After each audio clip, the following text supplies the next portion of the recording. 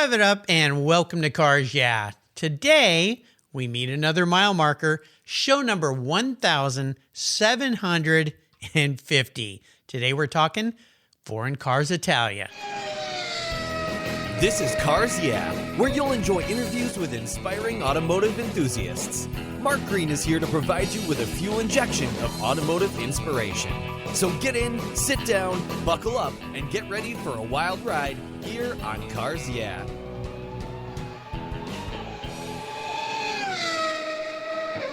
Hello, inspiring automotive enthusiasts, and welcome to Cars Yeah. Today I'm in Clemens, North Carolina, with a very special guest by the name of Steve Sudler. Hey, Steve, welcome to Cars Yeah. Are you buckled up and ready for a fun ride?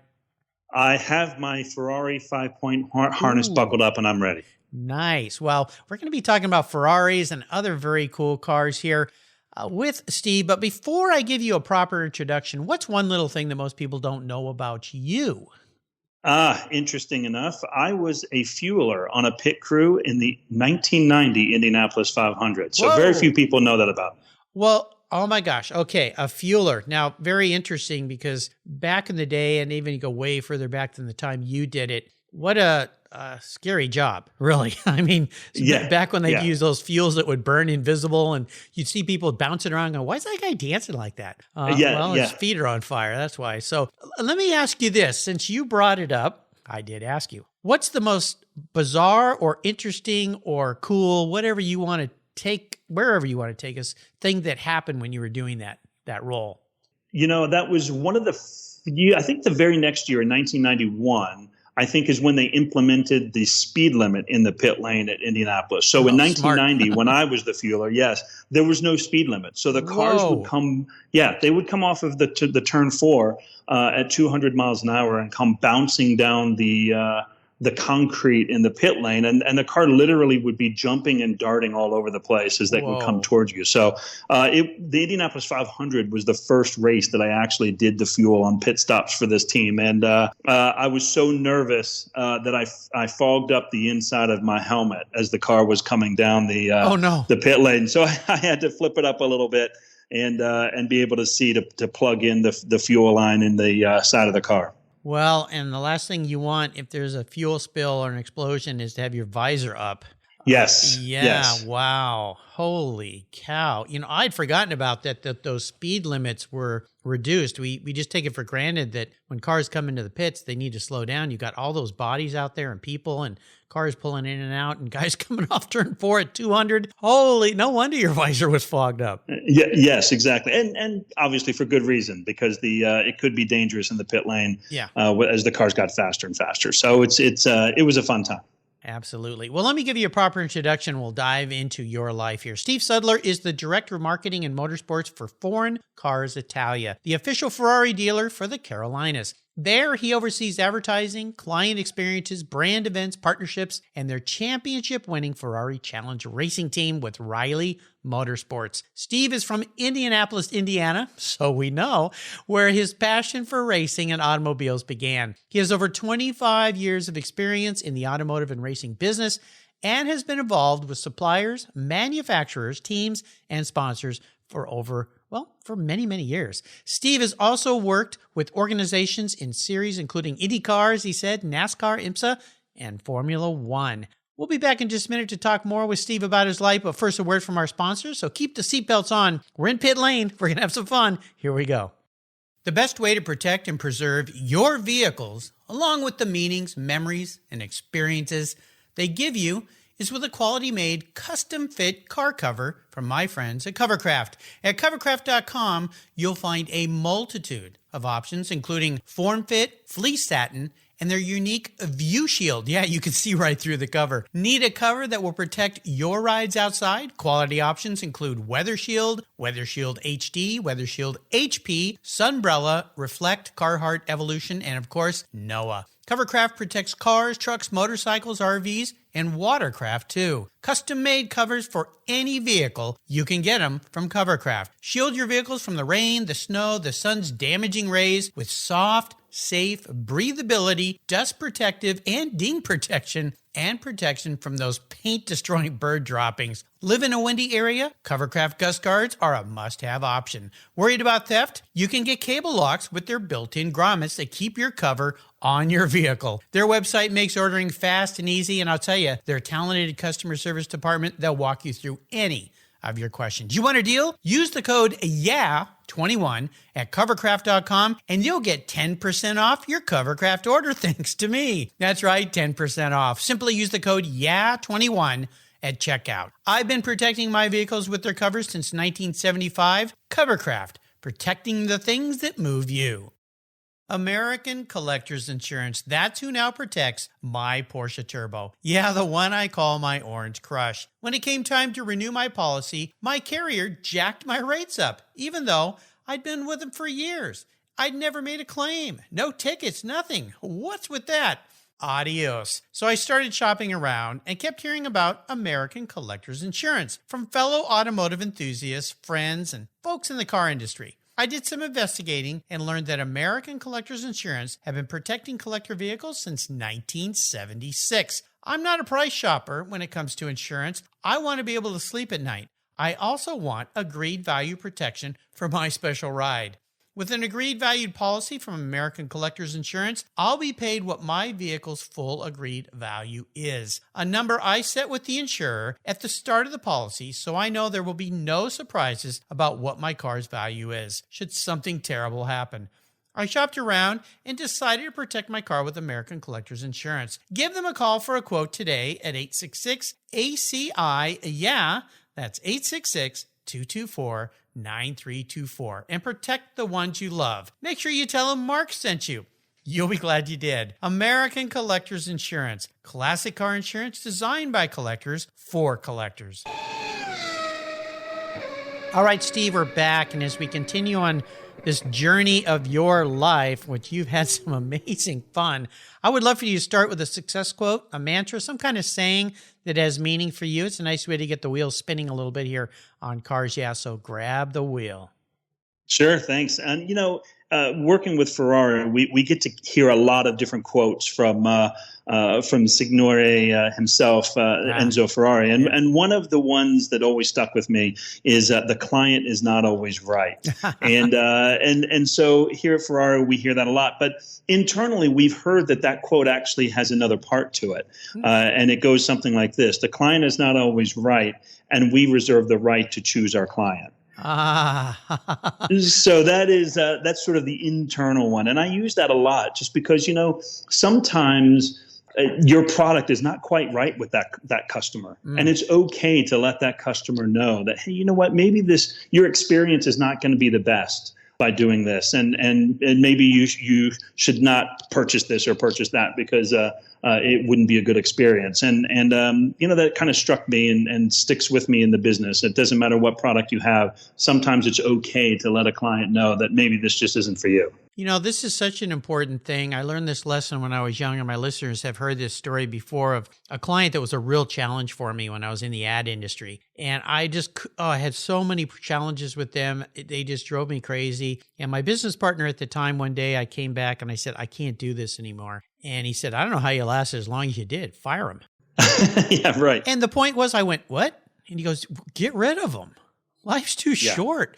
We don't need them. And I'm like, whoa, I never thought of that option. Now, I was a young man. I was in my mid-20s. I never thought, you mean you could say no to a client and think this isn't a good fit? But you're absolutely right. And I think it's an important lesson for everybody to learn. If you're not happy in a situation, get out of it, right?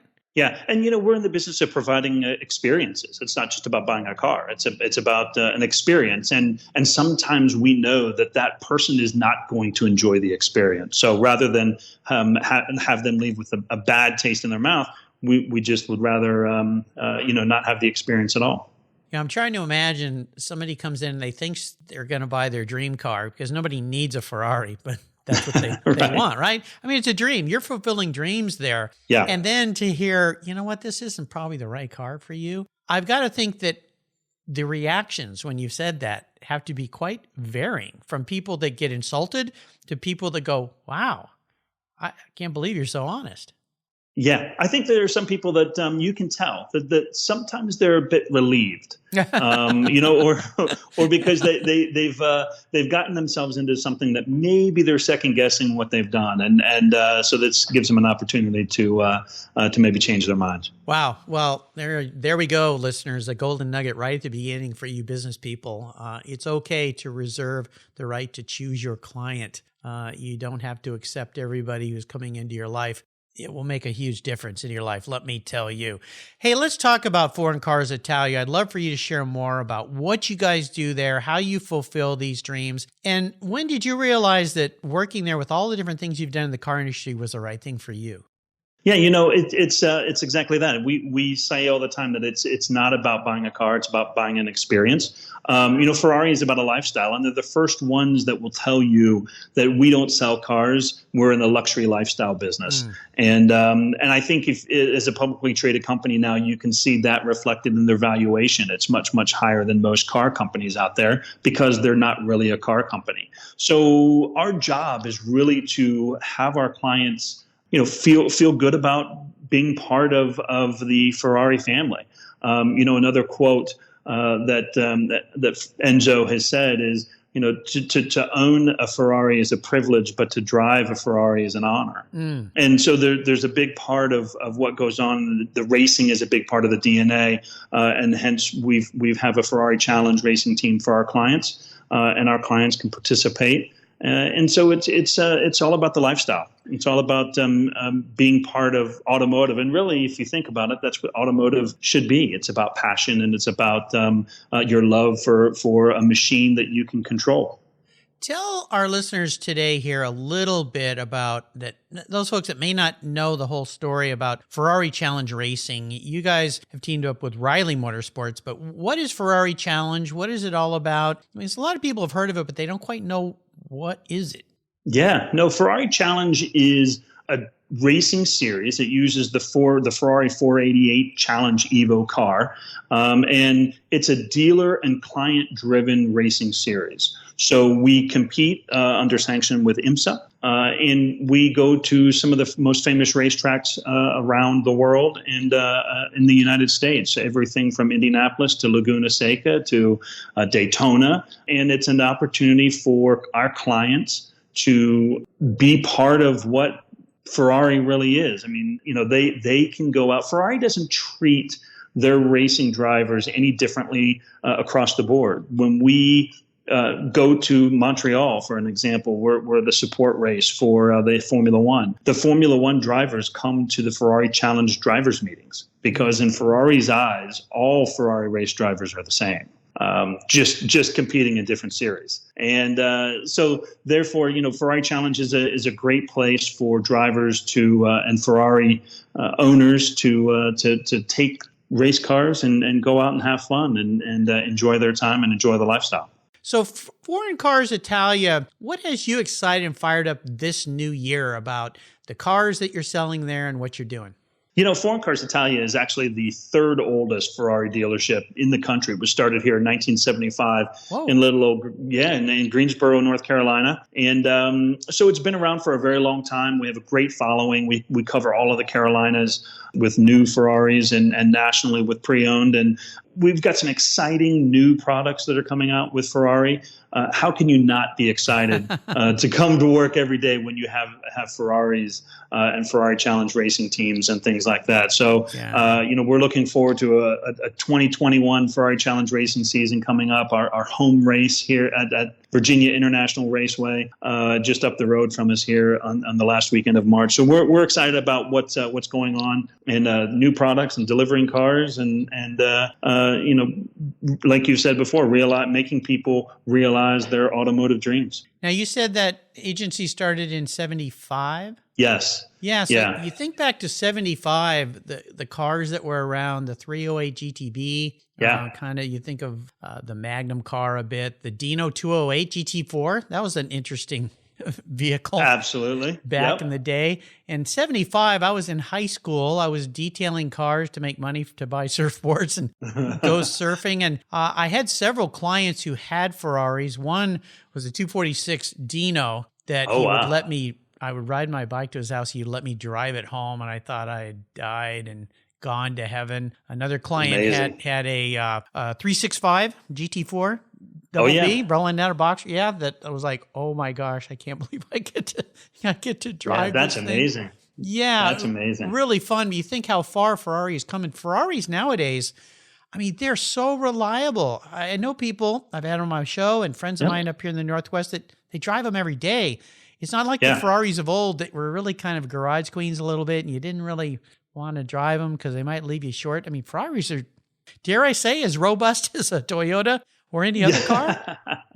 Yeah, they're still a little bit more expensive to maintain. A little bit when you have to. You but you know, and a testament to that is, you know, Ferrari now offers 7-year free maintenance on their cars now. I didn't know that, and somebody told me that the other day, and I'm thinking, wait a minute. I mean, when I bought my BMWs, you get 4 years free maintenance, and nobody else was doing anything like that. And you're thinking, even Mercedes doesn't offer that? And to hear that Ferrari, now you can buy a Ferrari, drive it to work every day, not worry. Absolutely. Wow. No, and they have so many different products now for so many different types of driver, whether it's you know, the Lusso or sports cars or GT cars, and you know, there's so many different variants of cars out there for them now. Now I've got to ask you this. What's the future of Ferrari and EVs? Yeah, so the word that we're getting out of Ferrari in Italy is that there are no EVs on the horizon, and it looks like it's hybrid. And you know, they have the most powerful hybrid that's out there right now with the SF90 Stradale and the SF90 Spider. So we just delivered our very first SF90 Stradale, and I have to say it is an incredible piece of technology. With that hybrid system. It looks like it's straight off of the Formula One car. It's amazing. Well, so many of those cars, all the technology came from, or big parts came from racing, and that was, of course, the roots of Ferrari with Enzo. And I mean, that's why they said he sold street cars so he could fund his racing team. But I'm kind of surprised that there's not even some hints of full EV because, of course, the week we're recording this show, GM's saying, you know, the next 10 years or so, 12 years, we're all electric. And all these vehicles, you know, Ford, I mean, all these companies, that's where they're going. So you kind of scratch your head and go, well, I wonder if they're holding some cards back, or why not think? They got to be thinking about it more and more. I would think that as a car company, they would have to think about it. But then on the other hand, they're a luxury lifestyle company, aren't they? So, you know, there's the traditional Ferrari sound, and that's a big part of what's in the product itself.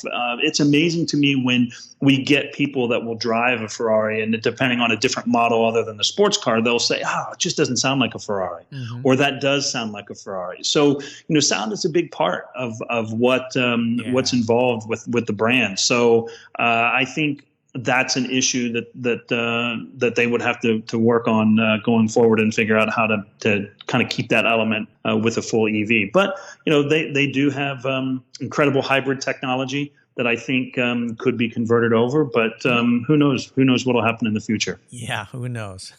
That's for sure. There's some words. When it comes to the lifestyle of Ferrari, you said it well. And I remember years ago, I imported a lot of Ferrari branded products and sold them in a catalog. And it didn't matter what you put the name on, it would sell. Somebody would buy it. And back then, when I visited Ferrari, they would say to us, well, you know, our logo is the most recognized logo in the world. I wonder, I don't know the answer to the question. Maybe you do. Is that still the case? It seems like everybody knows that symbol, the Cavallino, and the Ferrari name, the Ferrari logo. Yeah. You know, just 2 years ago, I believe, 2 years, and there was a publication that sort of ranks the value of brands globally, and Ferrari for 2 years in a row was ranked as the world's most powerful brand. So it is.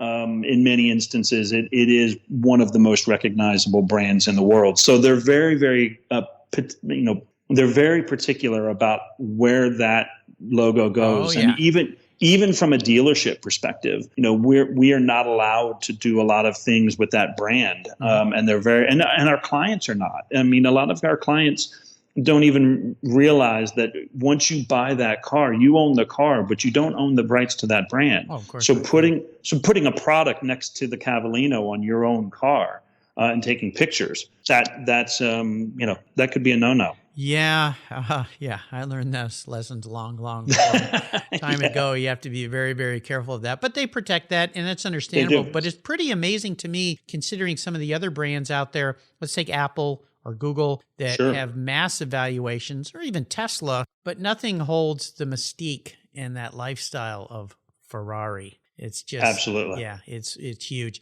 And I think it goes back to the man himself. And it's been, Enzo has been gone long enough now that mystique is sort of built upon itself in a way. And the stories, you can't go back and confirm the stories because so many of the people that were there back then have sort of retired and are no longer with the company. So the mystique and the stories and the legend has sort of gone on to grow. And in my opinion, the true sense of a brand is about the stories that it can tell and how it can make you feel. And Ferrari is as good at both.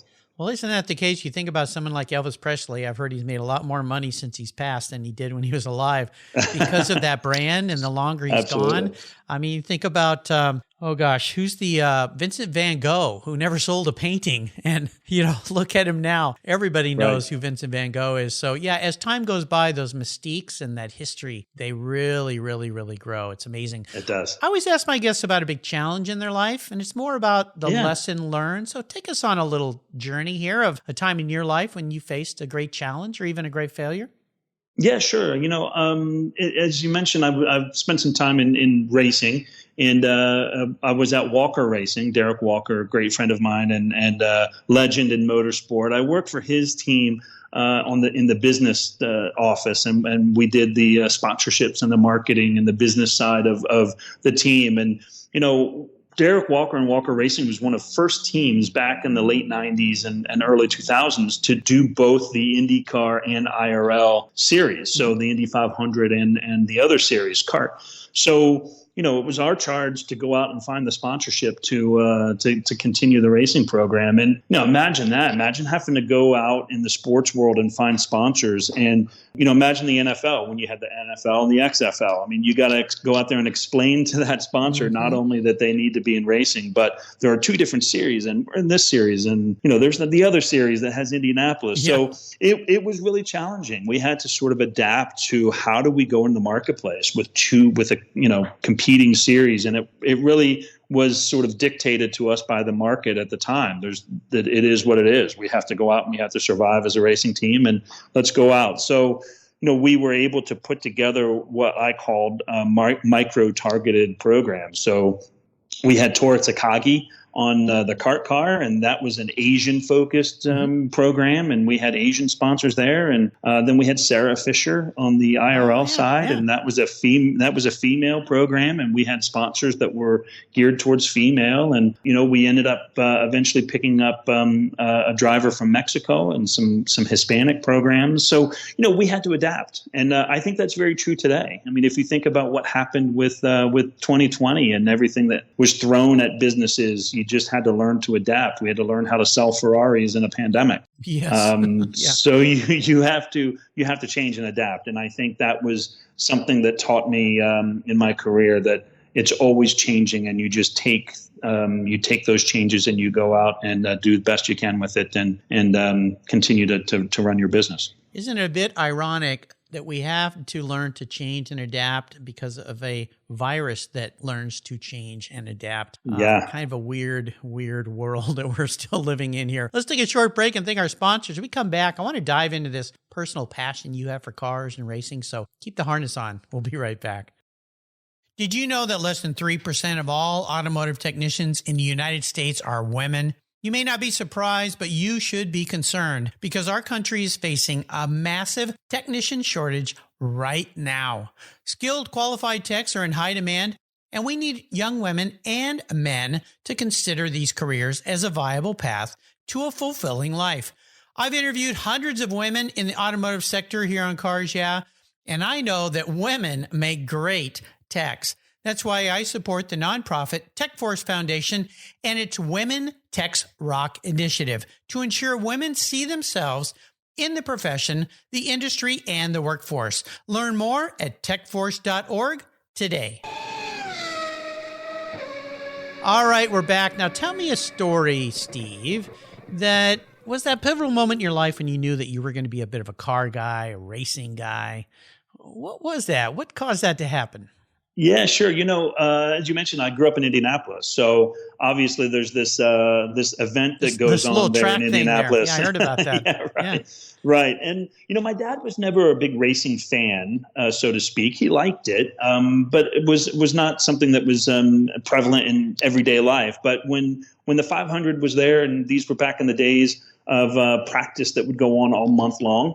My dad would pick me up from school, and we would go catch the last 3 hours of practice or so at the Speedway. And, it's so vivid in my mind. In 1979, that was the year that the Pennzoil Chaparral, Jim Hall's team, and Johnny, it was Al Unser Sr. in 79 that drove that car. But, that car was so different and so beautiful at the time. And it just struck me as this is the time when cars can be performance oriented and be fast, but then also be beautiful. Yeah. And that's where that realization kind of came about, not just in racing, but it sort of made me appreciate the technical side of racing. And I love the technology that's involved. I couldn't change a tire or something like that, or be a mechanic on those cars. But I'm fascinated by it. I couldn't engineer one, but I'm fascinated by the technology, and that technology that then gets translated into our street cars and our everyday cars is fascinating as well. So it has led me to the Ferrari brand, which is basically a race car for the street, or a piece of art. We say it's a piece of jewelry with 4 tires. Yeah. So it's sort of come full circle from 1979, being there at the Indianapolis Motor Speedway to seeing that, and then today me being working with Ferraris. Magic times. Is there a real special vehicle in your life that you've owned that stands out, and could you share a story about that ride? Yeah, it's funny. My dad, he had a 1976 Mercedes-Benz 450 SEL, and that would have so that would have been a car that I drove when I was 16, 17 years old. Wow. And so I would drive that, and he would allow me to take his baby out there. But it was one of those things where it was the first time that you realized that an automobile can make you feel something. Yeah. And by owning a certain automobile, and my dad owning a Mercedes meant something to him. It had meant that he was able to achieve something that he had set forth in his life. So that was really a vehicle that was the first time that you feel as though a car can make you appreciate things and aspire to certain things. And, that holds true with working with Ferrari today. Those cars were built like tanks, and, they were handmade. I believe they were still handmade, quote unquote, back in the day. And I mentioned that detailing business I had back in high school, and I had some clients with different varieties of Mercedes-Benz. And I remember driving those cars back home, go over and pick them up and bring them to my house. And you just felt so solid inside those things. I'll tell you, they weren't much fun to wax, and that's because they were big. And they also had all these nooks and crannies everywhere. All that they did extra trim they put on that I did everything by hand back then. I didn't know how to use machines and stuff. And working around that and those giant grills. And the giant grills, a lot of chrome on that car. Oh, gosh. That's for sure. Yeah, a lot of chrome. Yeah, absolutely. Oh, my gosh, absolutely. Well, here's a bit of introspective question for you, Steve. If you woke up tomorrow and you were a vehicle, not what you want to be, but you are manifest as vehicle based on your personality and who you are, what would you be? But more importantly, why? I thought about this, and I'm thinking, I think I would come back as a 1987 Buick Gnx. Oh my gosh. Okay. Yeah. You're the first one of those. And I got to ask why. So I think I would come back. They were very subdued. They were designed to be the fastest production car, or the fastest sedan, I guess, at the time, and the fastest that GM had done. So you look at this thing, and it's unassuming. You wouldn't assume that something like that would have that kind of power, and so I think that about myself. I think I like to do a lot of listening to people speak and talk. So I'm kind of unassuming that way. I just kind of let people talk, and then I'll sort of respond back. And I like to think that I would respond back with something that's that's sort of powerful like a Buick Gnx was. Nice answer to that question. You think of the Gnx, basically named after the Grand Nationals and Winston Cup Racing, Darrell Waltrip racing the factory-backed Buick Regals, I believe it was back in the time. Yes, exactly. Yeah. And then you take that car, which was kind of a stealthy deal. It was. People knew what it was, kind of went, ooh, cool. Another one else, it just kind of went by like, I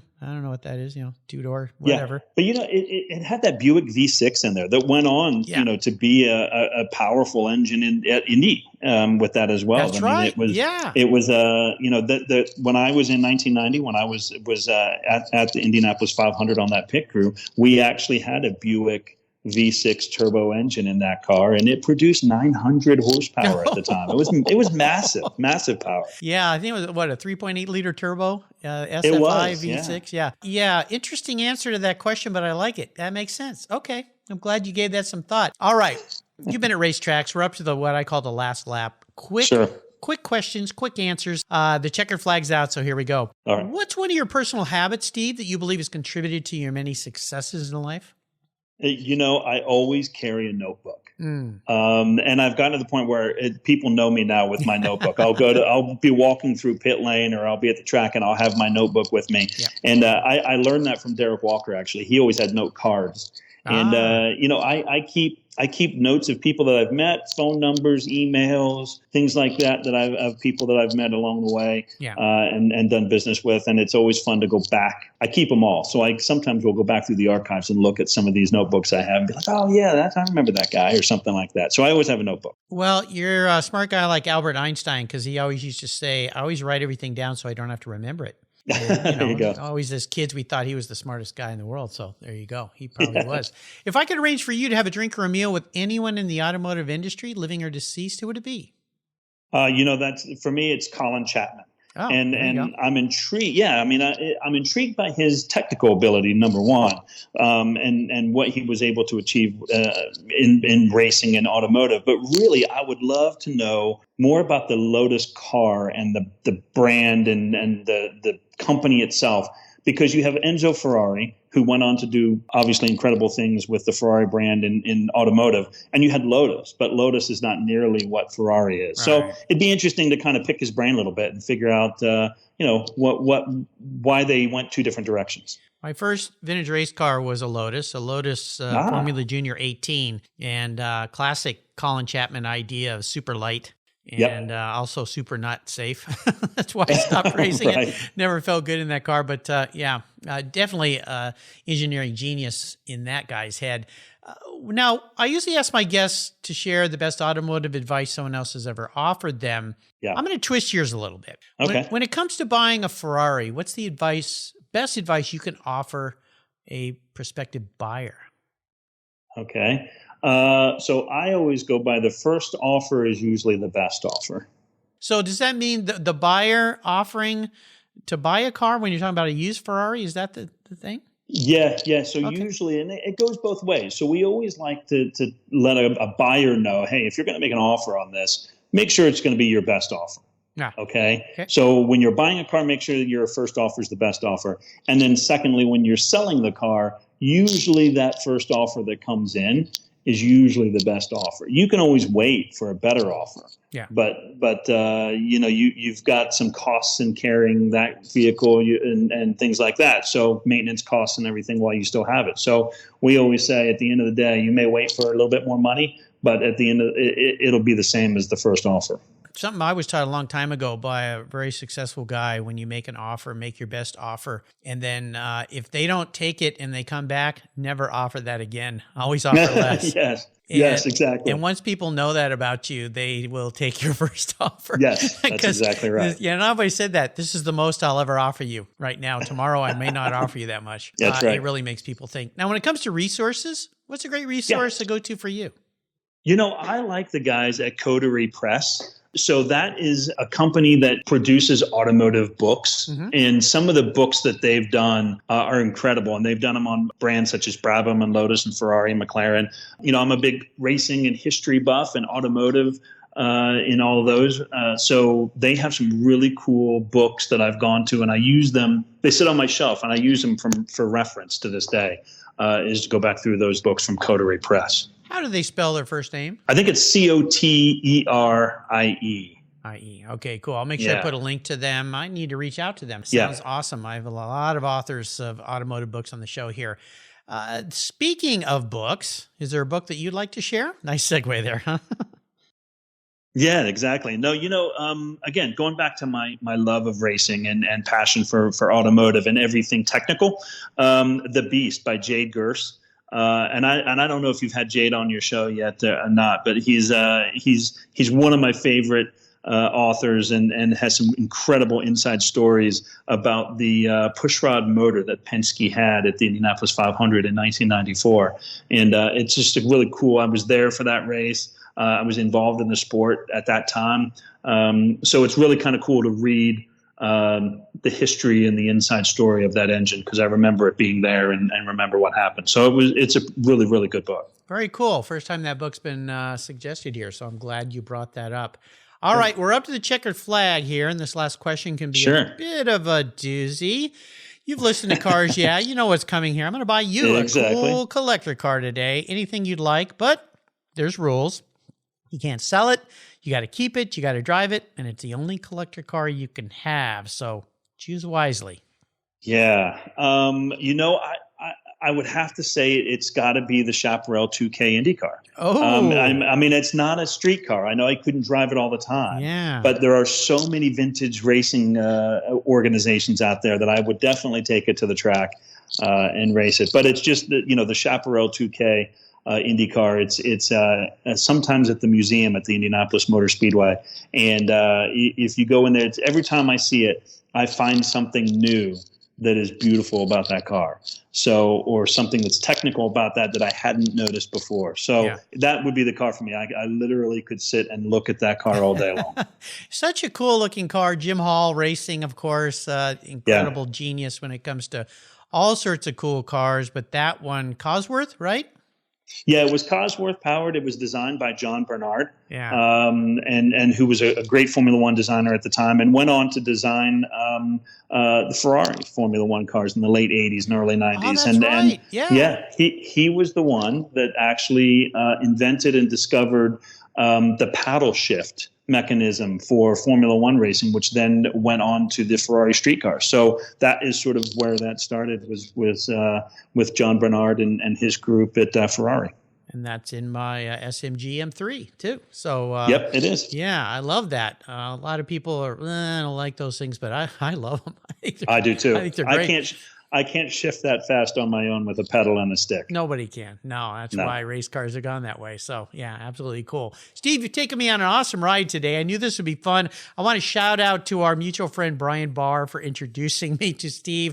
Of course, one of your partners in crime there. I say that with all kindness at Foreign Cars Italia. Now, before I even let you go, could you offer us one little parting piece of wisdom or guidance before you rip off and down the track in that Chaparral 2K? Yeah, sure, no problem. A big part of what we do here at Ferrari and Foreign Cars Italia is, we think it's so important to keep the passion for cars alive. And in today's day and age with EVs and self-driving and all these driver aids that are on cars, you get a sense sometimes that a car could eventually just become a toaster, meaning it's just another appliance. And, we work really hard in what we do with events and racing to keep that passion alive. I mean, it's so unique that a human can get into this machine and make it do what you want it to do, whether you're driving to the store or you're driving on a racetrack. Yeah. There are very few things in life that you have that opportunity. And, that's one of my thing is to really go out and empower people to go to vintage events and go to concours and go to museums and go to these places to kind of keep the heritage of automotive alive and the passion and bring that to young people. We keep our showroom here open. I mean, it's a little bit closed with COVID these days, but on most times we have kids that come through here and look and want to aspire to these cars, and we try to go out and educate them and let them know what it is. So, cool. Just like people did with us as we were younger. Yeah, absolutely. Keep that fire burning and instill a flame in a young person's mind. So what's the best way for people to learn more about Foreign Cars Italia, Ferrari, and you? Yeah, sure. You can always go to foreigncarsitalia.com, and you can learn more about what we have in Ferraris. And we have social media as well on Instagram and Foreign Cars Italia Ferrari on Instagram and Facebook and all that good stuff. And I'm on Instagram as well as the Ferrari marketing guy. The Ferrari marketing guy. I love it. Well, I'll put all these links on Steve's show notes page so you listeners can find him.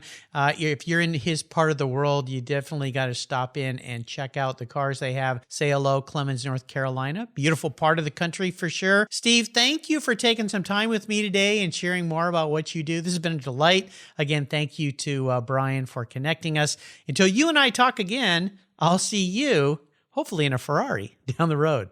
Awesome. Thanks, Mark. You're welcome. Did you know that Cars Yeah is in the top 1% of all podcasts based on listenership, according to Libsyn, the premier RSS feed for podcasts in the United States? That's right. And Cars Yeah is the only 5-day-a-week automotive-focused podcast for you to get your message into the ears of thousands of listeners daily from all over the world. Plus, DuPont Registry recommended Cars Yeah is one of their top 10 car podcasts for you to enjoy. Cars Yeah has experienced tremendous growth, plus your ads are evergreen, meaning they never go away. And more listeners find Cars Yeah every day for their daily dose of automotive inspiration. Do you want to expose your brand to a highly targeted list of automotive enthusiasts in a very unique and very personal way? Well, I can help you. Contact me, Mark Green, at mark@carsyeah.com or through the website at carsyeah.com today to learn more. Thank you so much for joining us on today's ride here at Cars Yeah. Drive on over to carsyeah.com to find show notes and inspiring automotive fun. Download your free copy of Filler Up, a fun book filled with gorgeous photographs of fuel filler fun, including quotes from more inspiring automotive enthusiasts. Download your copy today, and we'll see you next time on Cars Yeah.